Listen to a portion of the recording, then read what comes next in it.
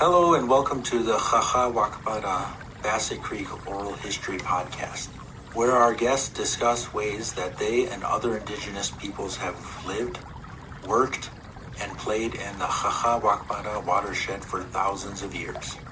This project was created in Minnesota Makoche, or Minnesota, the traditional and contemporary homelands of the Dakota people. The project was co-led by Dr. Casey Keeler and Crystal Boyd, with support from community partners. More information is included at the end of this episode. On behalf of everyone who contributed to this project, thank you for tuning in. So good morning. I am here today with Diane Wilson for the Wakbada Bassett Creek Oral History Project. Thank you, Diane, for joining me today. Oh, thank you for the invitation. Would you please share with us when and for how long you have lived in the area around Bassett Creek and in Golden Valley? Mm-hmm. So my family moved to Golden Valley in, I think it was right around 1954, 1955, right in that area, and then lived there we maintained that house. My parents lived there after my siblings and I moved out. So I have 4 siblings. So there were 5 of us. I had 3 brothers and a sister. And my parents lived in that house until I think we sold it in 2011 after my dad passed. So quite a long period of Golden Valley's emergence. Wow. So much change over time too. Yeah. You must have witnessed. Yeah. So when you arrived in when your family arrived in Golden Valley in the mid to early 1950s, what brought you to that area? So they were living in the city, I think South Minneapolis. They were renting places, and I was the 3rd child. So they needed more space.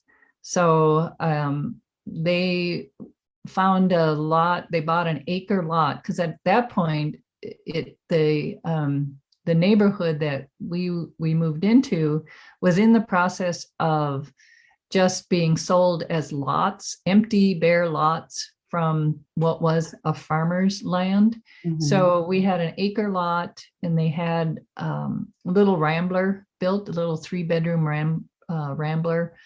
And then, so it was a great place to grow up as a child, to have the room and place to roam, and lots of other young families moved in around within the next few years, so that we had lots of kids to play with. A 1 acre lot today sounds really big for Golden Valley. Yeah. Yeah, and it was adjoining all these other acre lots. So, and nothing was fenced. So as kids, you could just roam all over the place, which was that to me, that's kind of an idyllic way of growing up, just exploring the world. There was a big pond nearby that then froze in the winter, so we could go ice skating. And we were just up the street from what is now the Arts High School. And there was always a piece of woods that was nearby the Arts High School. And so that there were all these natural areas to explore, which I loved. So when your family sold the home in about 2011, was it still the full acre? Yeah. Mm-hmm. Wow. Yeah. That's a lot of mowing. I'm sure it was probably a push mower too, right? In the beginning, I'm guessing it was. Yeah, but it was a great place I know my dad always had a garden because I helped him with it. And, and he planted all the trees on the lot that by the time, as you can imagine, by the time we moved, then these little seedlings were now mature, very tall, beautiful trees. Right. Wow. It does sound like a beautiful place to grow up, and being able to spend that time outside isn't something a lot of kids have access to today. So you mentioned that there were a lot of kids in the neighborhood that you were able to play with, and new families were moving into the neighborhood because it was a new neighborhood. Did you know any other Native families in the area? No Native families, no Black families. I knew 2 Asian children, and they were both adopted. Okay. So it was a almost entirely white neighborhood and area and school. Mm-hmm. Where did you go to school when you were in Golden Valley? So I went to Golden Valley High School, which I think is now Breck. Yes. Into Breck. So, my class, which, I have my 50th class reunion coming up, which is kind of amazing. Shocking, really. So our class was about 120 people, and it was a very kind of stable area. So these were kids that I knew from kindergarten, and we went all the way through high school together. So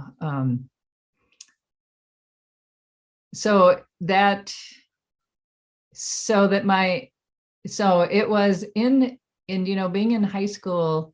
1968 is when I was a freshman, and you can imagine what 1968 to me is one of the really significant years in terms of what was going on socially. So just observing at an age to observe what was happening with civil rights, what was happening with the Vietnam War, what was happening around emerging feminism, and even because the early 70s, so much got started. The first Earth Day, I remember being out on the road picking up trash as part of the very first Earth Day, and just being, as at that age, just so wide open to these immense social shifts that were happening. But at the same time, and part of that was hearing about Alcatraz, the takeover at Alcatraz, about the American Indian movement.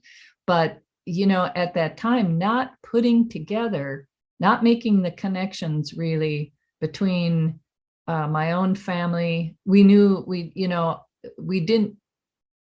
So what I knew about my mom's history, because she was Lakota,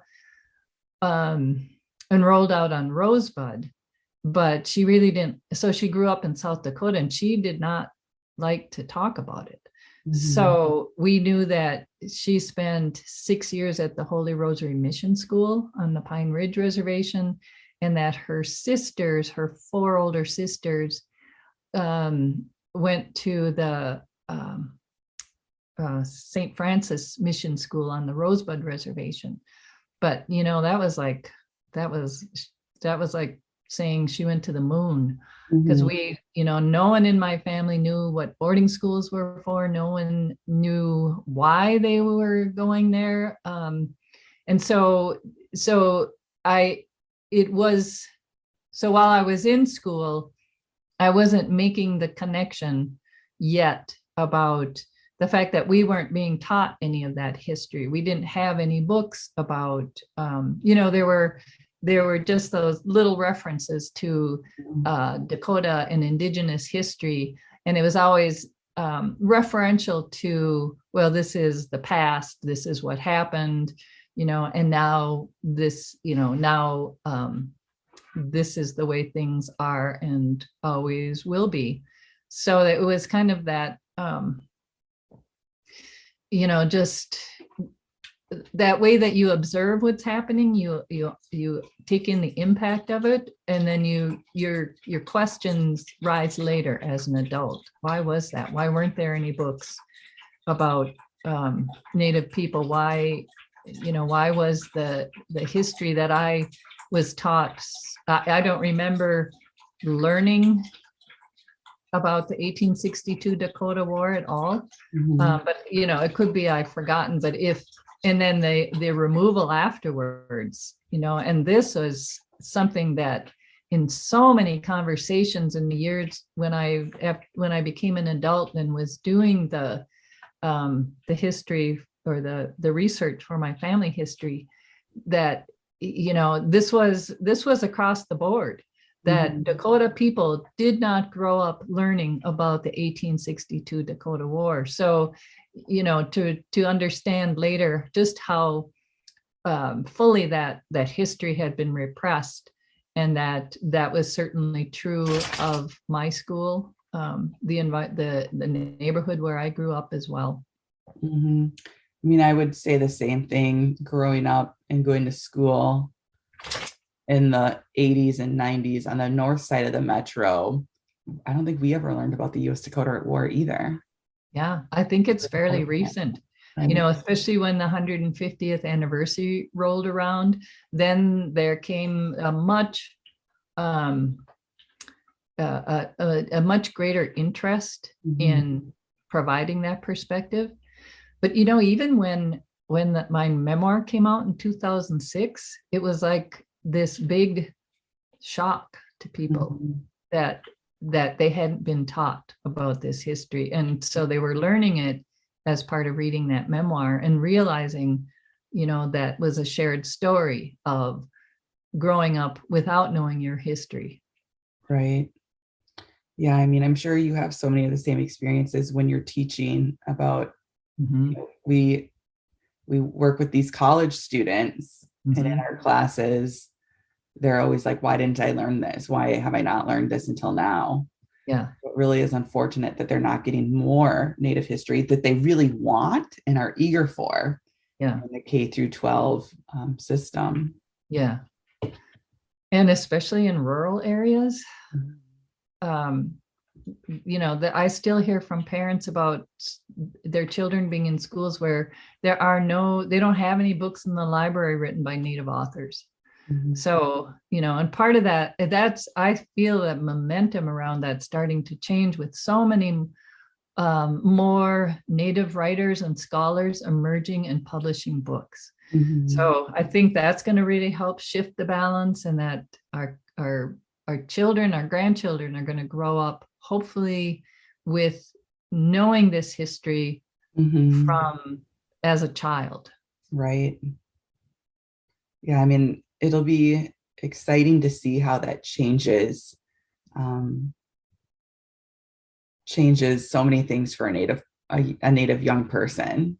Yeah. Growing up and knowing that history and feeling comfortable about it. Yeah. And comfortable talking about it as well. Not like it's a burden that they have to carry or hide. Yeah. Which, it's so funny in this conversation with you, it's like I didn't realize that I kind of don't talk about the fact that I grew up in a suburb because it was such an in that era, the 50s to into 60s was so transitional on so many fronts. And I just think of what that experience. So my mother had the one story that she told us kids when we were growing up was about going home one day from boarding school when she was about 14 to, this is in my memoir about being left at boarding school. And I think that for her, the suburb and marrying my dad, who was Swedish heritage, represented safety, and stability, and a place where, because they moved there in whatever it was, 54 or so, and that's where she passed, at home. So she stayed, they put deep roots down in that place. And for her, that was then, I think, very healing for the turmoil and challenges of her own childhood growing up in South Dakota, where they were just so poor. So, so that's but then I think of, well, what did that cost her too? Right. the separation from community. Yeah. You know, I'm so appreciative of you and the other folks participating in this project, sharing their stories. And so many of the participants have shared stories about coming to the suburbs, about for education, for home ownership. I think the stability. And when I think about my own family's history, my parents are, you know, of your generation, but with my mom leaving the reservation and being the first and only one in her family, you know, her parents went to boarding school, and I was raised in a suburb, but we also had access to home ownership there and that stability. And it's interesting, again, hearing you speak, reflecting on my own experience. Yeah. And after, you know, we were old enough, us kids were old enough and done with school, my mom has now since returned back to her tribal community. Yeah. So it's like, you know, something about living in suburbs also gives you the access, more privilege, the education, right? The safety. Yeah. It gives you tools to bring back, provided you don't get lost. Right. You know, that because I think of the suburbs and where my mom was at, and you know, it's like you're right at the doorway to not holding this identity at all anymore, and just, you know, just assimilating.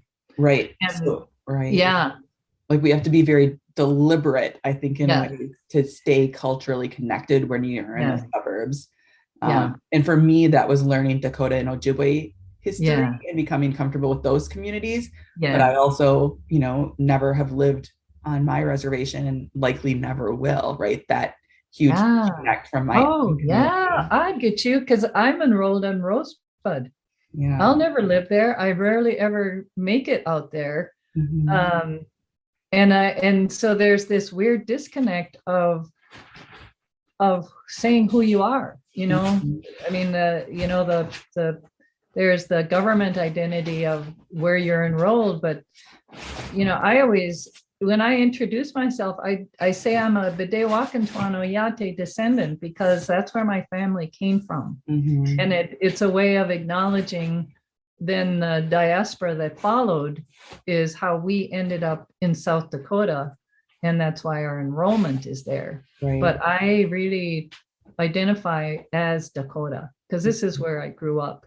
You know, and that's where my family began. So it becomes a really complicated question around identity. Right. And Indian identity is never straightforward. Lots of politics. With lots of people ready to point that out for you. Yeah. So when your family was in Golden Valley, did you have any other family in the area, any extended relatives? We had, so my mom was one of 9. Wow. Yeah. So she and her sisters were pretty much, most of her family settled either in the cities or kind of surrounding areas. So could be a little bit outstate, like Mora, Minnesota, Prior Lake, Mendota. You know, these places. All Dakota places, which is so funny when I look at that now. They just gravitated to those places. And then the one boy who, he was the youngest of the family. Just think of what hell his life must have been with 8 older sisters.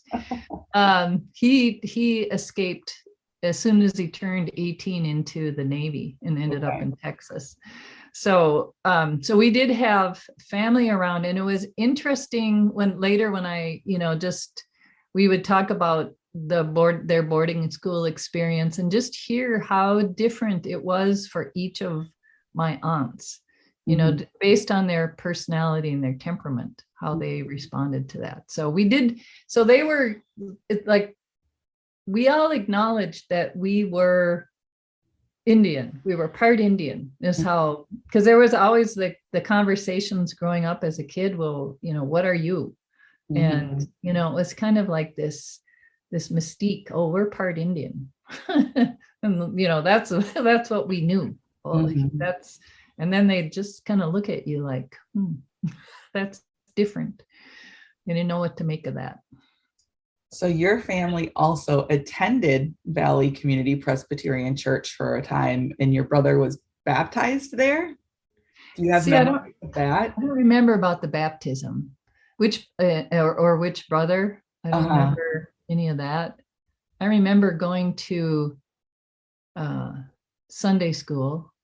I remember Bible camp because my dad was Lutheran, my mother was Catholic, so Presbyterian was the compromise. And so we did Bible camp. This was my dad, mostly my dad's initiative. Bible camp in the summer for a few summers, Sunday school when we couldn't fake our way out of it on Sunday morning. And then I forget what is it communion or something? Where you do the study when you're about in 9th grade. I think it must be communion. I will be no help. I was not raised Christian either, but my husband is Catholic. So now we're having these conversations. We have a 1-year-old daughter. Right. This is when the conversations get interesting because what are you going to teach your kids? Yeah. So what I remember is we went through whatever that was, the communion or something where you had to memorize a bunch of stuff. Mm-hmm. But so that would have been in the 60s when so much was happening. And even at that age, none of us had any interest in being part of the church community, because it didn't feel relevant. And I remember being so questioning, even at that age, about the patriarchal nature of the stories and how just, the gender pronouns, everything's he. And if women had any role at all, well, it was glossed over. And that was just, to me, that, in an era when feminism was emerging, when civil rights were changing the world around us, I just had no patience for that kind of, you could look around you out the window and say, well, the way the world operates is through male and female equally, through in creativity, and that creation, if you observe and respect what creation is doing all around you, then you know that those stories are human made, that this understanding comes out of someone's an agenda that raises up a dominant gender. And so after 9th grade, we all stopped, because Christianity did not feel relevant. Yeah. And that I still believe that today. So that was whatever this was. These were not things we talked about with my parents. We weren't a family that discussed things, but with my mother, it was so much all done on an intuitive level. We used to call it signals. It's like we had a way of communicating with each other, my siblings and my mother, that my dad didn't, he didn't understand. Yeah, And right. so, and I'm sure her experience going through boarding schools, church-run boarding schools, it sounds like by the name. Yeah. Why make her children participate in religious indoctrination? Yeah. Knowing that it probably was not good for her. And then, by 9th grade, you're also old enough to make your own decisions. Yeah. Yeah. And and that was the era of question authority, question everything. And church was one of those authoritarian places that felt so out of touch with what was going on. And for my mother, her spirituality was private. So she didn't talk about it with us. And a lot of things we were allowed to figure it out for ourselves. Right. Yeah, I feel like there's a new generation of native folks growing up without feeling like they need to participate in Christian Right. religious groups. I didn't, and I always felt kind of like an outlier growing up when my Oh, I friends know. were going to, Everyone else was. Yeah. right. They're going through their classes. I similarly, when I would visit my grandma, we had to go to vacation Bible school in the summers. And I was like, what are these stories? I've never heard them before. The good stories. Right. I Like, wow, had David no and clue. Goliath, that's awesome story. Yeah. But it's just it is a different way of being, now that we've grown up, realizing that is different. Um, it doesn't always match up with your identity, right? No, no. And the older I got, the less patience I had with something that felt wrong. Mhm. Just, um, when you look at, do you know Clifford Chonku by any chance? He's up at Sisseton. Yeah, I don't know him, but I recognize the name. And because I had and he was, or he is, he's a retired Episcopalian minister and a traditional spiritual leader. And that was a baffling combination to me for many years. So I asked him about that. I said, how can you reconcile what churches did to Native people through boarding schools and other assimilation practices? How can you reconcile that with being a spiritual leader in Native communities? And and he said, at its essence, Christianity and Native spirituality are the same. It's when you look at just the spiritual aspect and teachings, that it's all spirit-based. It's when you look at what human beings have added, the dogma that they've put around it, and then used it to further certain social and political agendas, then that's the church. That's not the faith. Mm-hmm. So that helped me reconcile those two, Right. so I can maintain that, a respect for people who truly honor the teachings of Christianity and act in a way in accordance with them, but not what you see out of that evangelical, the teachings and the way that they practice it. That's truly frightening to me. It's very extreme. Mm-hmm. It is interesting, thinking about just this project coming out of a church and knowing that your family was at the church. Yeah. And from what I've learned about Valley Community Presbyterian Church, is they are very, they're trying to do good work. Yeah. Maybe progressive is a term that could be used to describe the church. So I there's so much going on, right? Not all churches are the same. Not all branches of Christianity are the same. But it is interesting to hear your family story in relationship with Valley Community Presbyterian Church in particular. One of the other participants in this project, Grant Tubles, he's Oglala and went to Breck for high school. Mm-hmm. And his dad is an Episcopalian priest. Mm-hmm. Robert Tubles, I believe is his name. Sure. Yeah. And he's in the Indian mission in Minneapolis. Yeah. So, another Native person who's Episcopalian, but I think also probably has to do very similar work in reconciling that identity. Yeah. And being involved with the faith like that.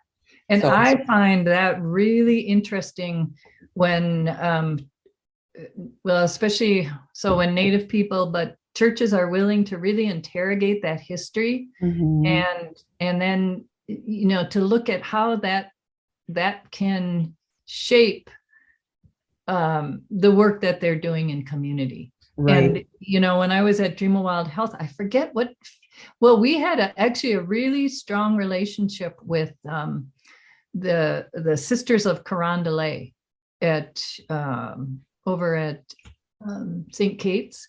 Okay. And, and so working very closely with people of very devout Christian faith whose values and actions in the world were in alignment with the work that we were doing. And so I think there's huge potential if communities are willing to do that work of interrogating their role in the past, knowing their history, and really committing to change, social change. Right. When this project was starting, I had conversations with folks on the task force who are leading the initiative about boarding schools. Even though Valley was founded in the early 1950s, and they did not, engage in the boarding school assimilation projects, the larger Presbyterian Church did. So, I want to bring that to their attention. What if these stories come up? How are we going to handle that with the participants? We've been fortunate to have Darlene St. Clair and Brenda act as cultural advisors.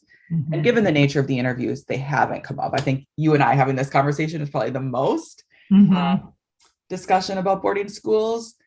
But yeah, I think you do have to be open to that history. You can't kind of cherry pick and sugarcoat what conversations are had and kind of push other ones under the table if you want to do good work and improve relationships. Yeah. And you got to look at that deep history.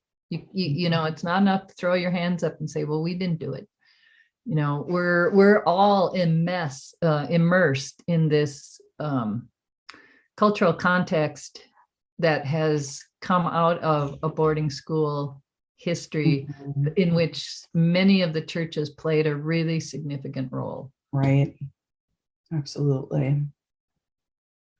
And that's why this project is really exciting and interesting to me, because the land acknowledgement, which I am, I'm happy to see that as a step towards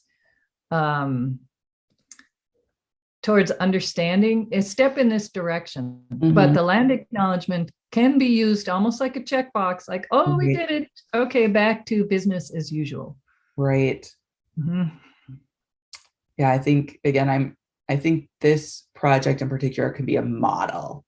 Yeah. And I know that the church wants to do more, right? After we're done with this oral history project, like what are the next steps? Yeah. So shifting focus a little bit, when you think about Bassett Creek, the Haha-Wakpadun region, and Golden Valley, how do you feel you relate to that area as a Native person, either when you were a youth growing up or today, if at all? I guess I feel like I escaped it and then really didn't look back. My parents stayed there throughout their lives, so I always had a connection there back to my old neighborhood.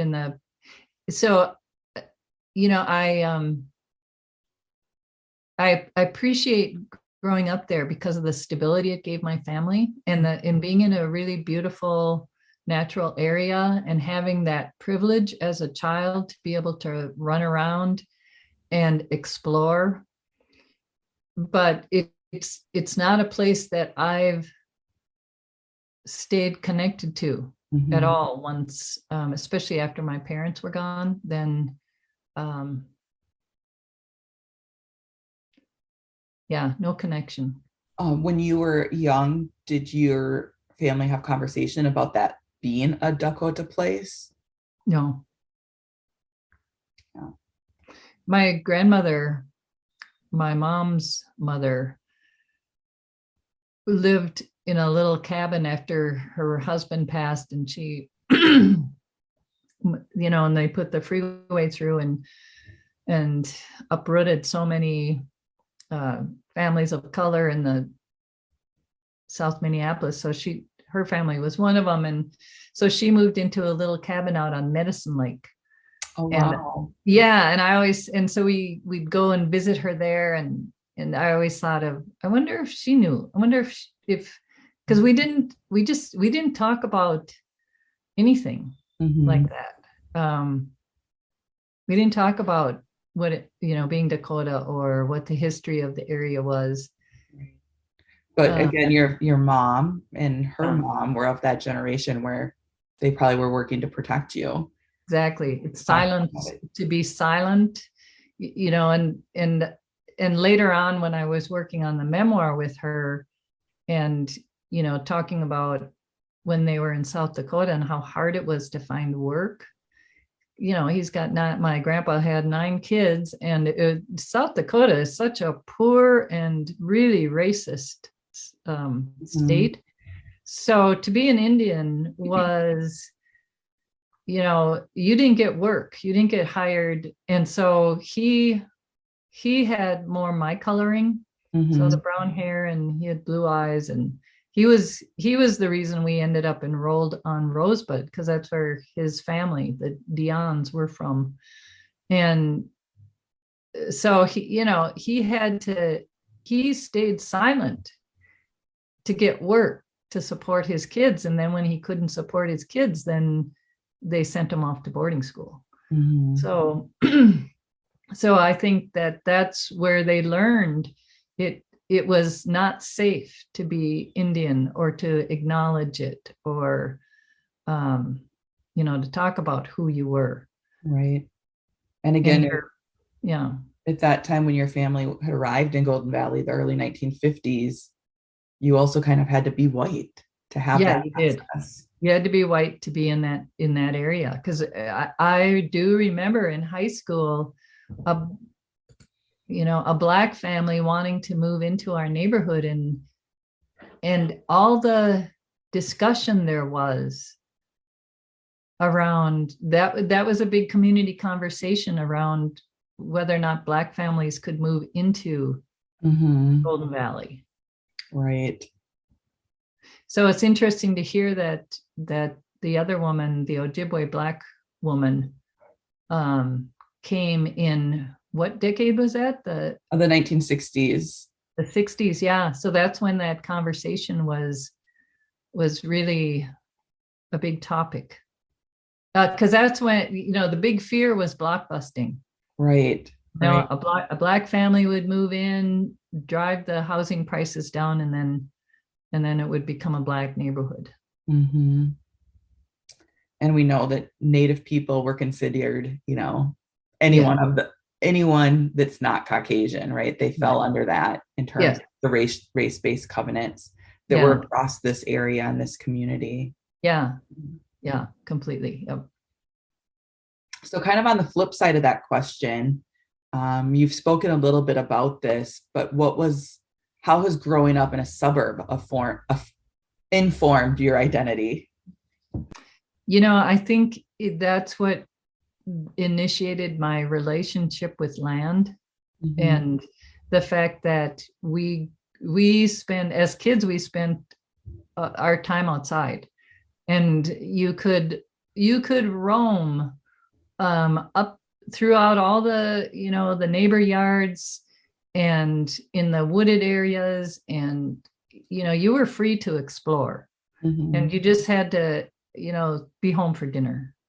So so the fact that I had that opportunity as a child to really just wander and pay attention to and become accustomed to how it feels to just be outside all the time and be around birds and insects and snakes and salamanders. We were kids who liked to catch salamanders or fireflies and put them in jars and observe them, and have all of our own little experiments. And so I think, and then gardening with my dad, that he really had a love of connecting to land that way. And then my grandmother living out on Medicine Lake.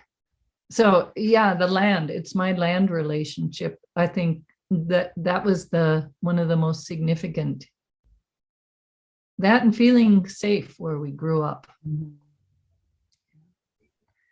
So growing up, did you and your family participate in any cultural activities? I know there was a growing urban Indian population in Minneapolis by the 1960s. Did you go there for any cultural activities or return to your reservation community at all? No, my mom, she didn't want anything to do with it.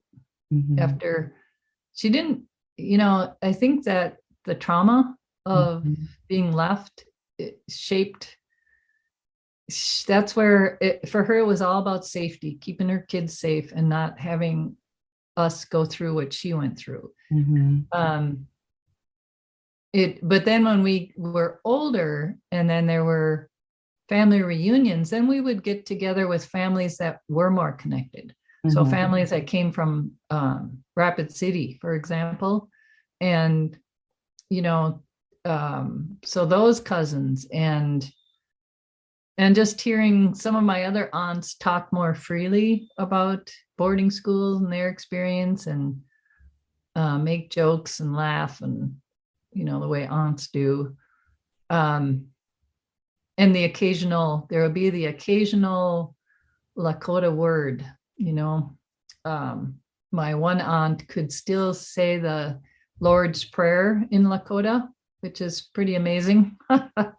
So there were these, just these little, they're almost like breadcrumbs. Breadcrumbs back to this community and this identity. If you chose to do the work it would take to follow them back.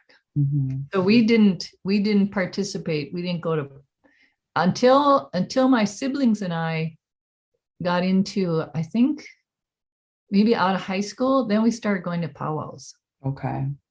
And just a different time, and it literally was safer for you to do that then. Yeah. And and the gift, like you were saying, so my mother's generation growing up around so much trauma, and then raising us in a place that was physically safe, where we were given an education and tools.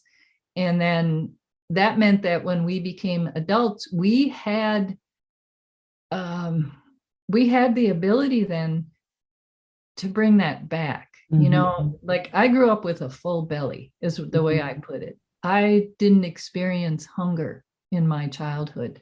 I knew what it was to grow up with two parents in one home, and that level of stability gave me the opportunity then, like you, I'm the first college generation in my family, and my siblings and I, and then we had tools that we could then make choices about what we were going to do and what direction we were going to go. And I don't know if you see a lot of this, but I see in mixed families like mine, it doesn't all, not people go in different directions. Like some just are fine to live a life that is just assimilated. It doesn't, they don't really they don't disown it. They just don't make an effort to be connected. And I agree. I think being in the suburbs, you really do have to make that effort to be connected. You got to work at it. Yeah, it has to be a choice, which to me was one of a real, one of the anomalies to come out of assimilation, where your cultural identity should be something that you're born into. And the language that you're raised up with, the spirituality and the values and the traditions that you're taught, you're born into who you are. But with assimilation, we're born into almost a limbo or conflicting messages. And then identity becomes some more of a choice. And to me, it was also a political choice, because once you understand the history, then to remain silent was, to me, a way of siding with the perpetrators of assimilation. So that's that political science background. So you mentioned, your mom's family growing up in South Dakota, having 9 kids and the struggle for work. And then your experience in Golden Valley, having access to home ownership, growing up with a full belly. Did both your parents work when you lived in Golden Valley? My dad always worked. My mom mostly stayed home and worked at home with 5 children. Yeah. That's nice that she was able to do that. It really was. That to me, it is a lot of work. As a relatively new mom myself, it is a ton of work. Imagine 5. And the first 4 of us were she had 4 of us under 5. Oh. Imagine that. Yeah, I can't. Yeah. And then we had the youngest followed some years later. So yeah, a ton of work, but what a gift, because she was an incredible human being. And, it wasn't until much later, because I always thought, well, she wasn't a storyteller. She didn't really have the words or the language or the ability to like tell us. Because even when I was working on that memoir with her, I would go out and do the research and write a story and bring it back to her. And then she would read it and she'd say, well, this is right. That's not right. This person was really more like that. So it's like she couldn't articulate it. That habit of silence, of generations who'd been silenced, was so deeply ingrained that, it was like that then became what my generation could do was gather those stories and bring them back and give voice to earlier generations who had been silenced.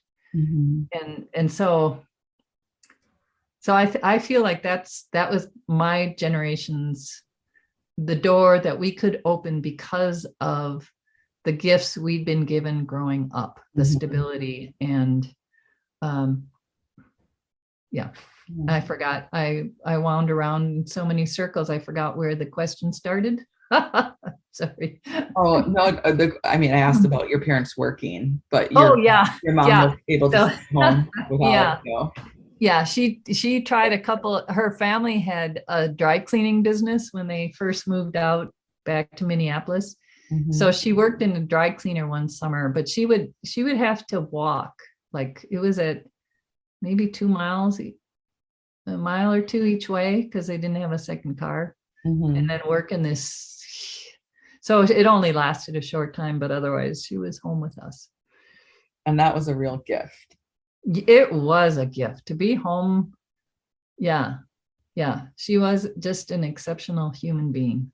Oh, I know what I was starting to say. This was one of the circles, is that it wasn't until much later that I realized that despite the fact that she didn't speak her language and she couldn't articulate the stories, she raised us. Being home with us every day, she raised us in a Dakota way. And it's really hard for me to say what that was, except that it wasn't done by telling us what to do. It was done in a really peaceful, modeling as an example, living her, just her way as a good person.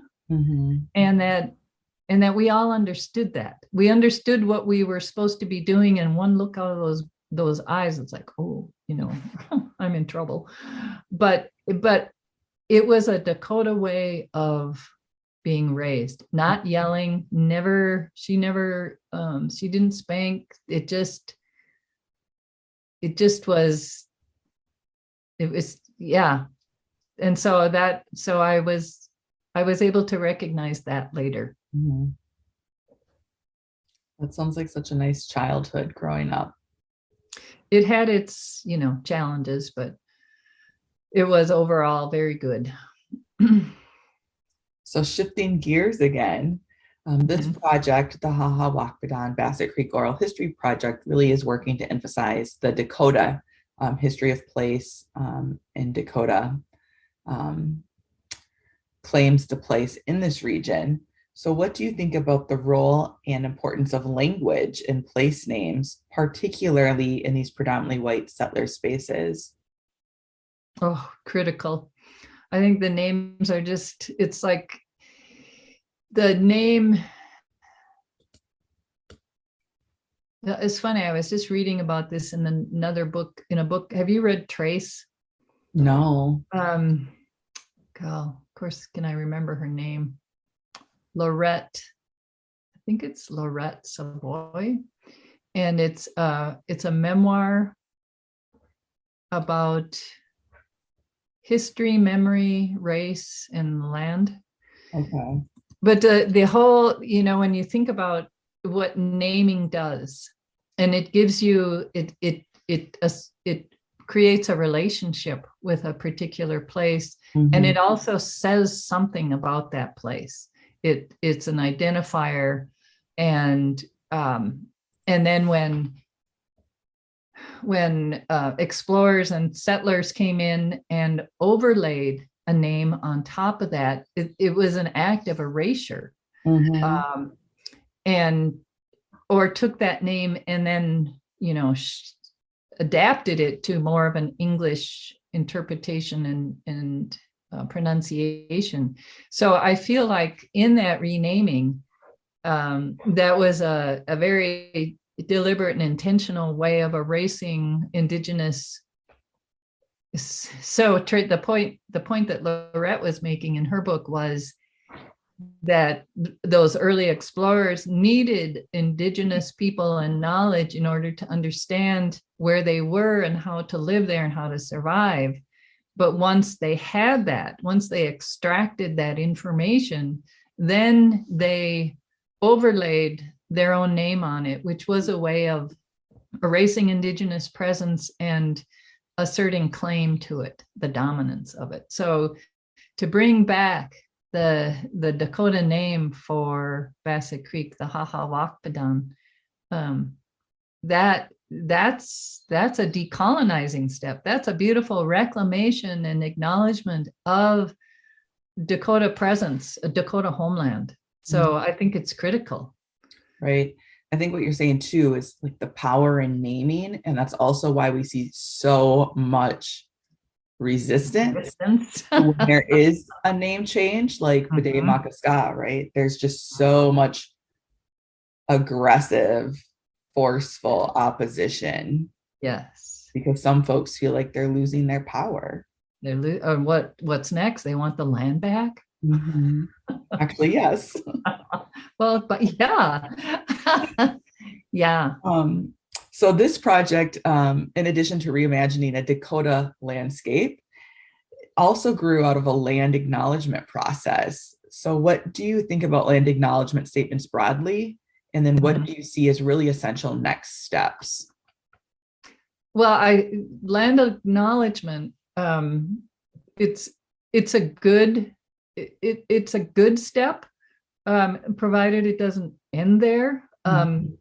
So that it doesn't become this sort of glib lip service to what needs to be a much deeper interrogation of what the real relationship and history of that organization has been with Native people since the time that, let's just say, the church came to this homeland. And I forget, I heard this kind of funny characterization of land acknowledgements, and I wish I could remember where I heard it so I could attribute it, but they described it as, it's like someone stole your bike and then they tell you they stole your bike and then they ride away on it. So if a land acknowledgement is only that, it's just saying, oh yeah, this is Dakota homeland, but it doesn't go any further to address what has been done through history, and again, especially with boarding schools, then why bother? Right. But to take it as a step, and then to go and to use that process to open up these larger questions, and to actually be intentional about but restructuring or redirecting the energies of your organization or the way you are in the world, the way you create an inclusive organization, for example, the way you make amends for historical wrongs, the way you help raise up that history, for example, so that it is known and acknowledged and remembered, then it's a good first step. Yeah. So another question about the Hahawakdan Bassett Creek watershed, and this is kind of taking an environmental turn. So what do you think about environmental stewardship of the Hahawakdan Bassett Creek watershed today? And are there any particular changes or initiatives you'd like to see to improve the watershed itself? You know, I have been gone so long, I'm not familiar with what's happening with the watershed. I have learned through this project it is very polluted. Yeah. Well, then we have a responsibility to clean it up. Yeah, it's water. You know, so maybe that's one of the places that the church could take a role in collaborating on the cleanup of that watershed, because water is sacred. And that doesn't have to be just an Indigenous teaching. That's something that we all as human beings need to believe and to support and to respect and honor the water. Because the church has resources, you know, and they have a network of people. Ally and an advocate. Yeah. So you'd think they could be in a leadership role in helping to address the water. What a great practical project. You know, so often when I'm doing book events, if people say, well, what can we do? You know, and I think it will start in your backyard. Look in your backyard and what's going on. You know, what can, not way out there, and you don't need to go and fix things for other people. But what can you do to address what's going on around you, and to do some healing work around the water would be, what a beautiful way of building community too. Yeah, I've thought a lot about the watershed in Golden Valley and the West Metro throughout this project. And, you know, this is just like a very small institution, the church itself. But if we were to think about if this could be a model to something like Honeywell, in Golden Valley, with real serious resources, or General Mills located within the watershed, right? Like these huge companies that could really spark real change. That would be so powerful. Oh, and what a beautiful way then of moving from land acknowledgement to direct action. Yeah, I'm all for it. Yeah, I'm with you. I was talking to a student recently who drew my attention to that. Was when I think about the West Metro, I think about these Fortune 500 companies. Do they have a land acknowledgement statement? I was like, oh, that's a good question. To my knowledge, no. But yeah. Yeah, and that's an interesting question about then how are they also giving to this community and acknowledging, if they do have the land acknowledgement, then how are they translating that into direct action? Right. Got to keep the pressure on. Yes. Yeah, I feel that way out here in the rural cornfield environment. So with that, is there anything else you would like to share or something we may have missed that you'd like to speak on? I just want to thank you for taking this role and leading this research and making it happen and pulling it together, and for reaching out. And, you know, it's illuminating to me to see the suburb experience for Native families being explored, and then that connection you're making to policies, and just to hear about other Native families' experience growing up in suburbs, and your own, it was really great to hear your own experience. So I just want to thank you for that. Well, thank you so much. I'm very appreciative of your time and being able to share so many stories today, and excited for where this leads. Like you, I'm excited to learn so many other people's experiences and know that I just wasn't the odd woman out growing up.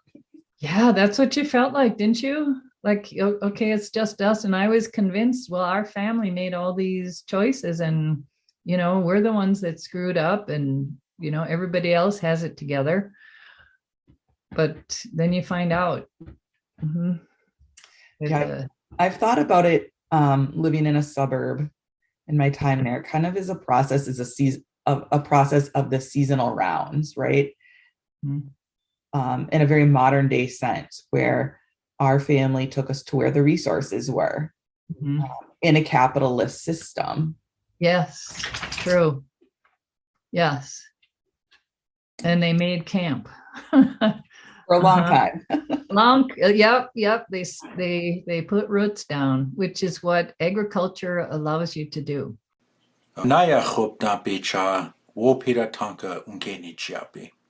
Thank you for listening. This project may serve as a model for other communities that seek to go beyond land acknowledgement. To learn more about this oral history project, please contact Hennepin History Museum. The project was produced following the standards and principles of the Oral History Association. In addition to this podcast, the interview recordings, transcripts, and narrator files included signed legal released agreements can be found at the Hennepin History Museum. Funding and other support was provided by the St. Anthony's Falls Heritage Board, Hennepin History Museum, Valley Community Presbyterian Church, and the University of Wisconsin. This publication was also made possible in part by the people of Minnesota through a grant funded by an appropriation to the Minnesota Historical Society from the Minnesota Arts and Cultural Heritage Fund. Any views, findings, opinions, conclusions, or recommendations expressed in this publication are those of the authors and do not necessarily represent those of the state of Minnesota, the Minnesota Historical Society, or the Minnesota Historic Resources Advisory Committee.